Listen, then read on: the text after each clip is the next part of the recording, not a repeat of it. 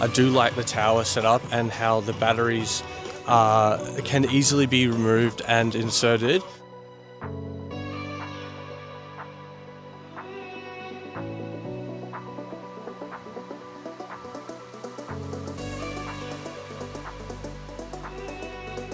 The look and everything kind of just clicks into place, which is really nice. Makes that easy.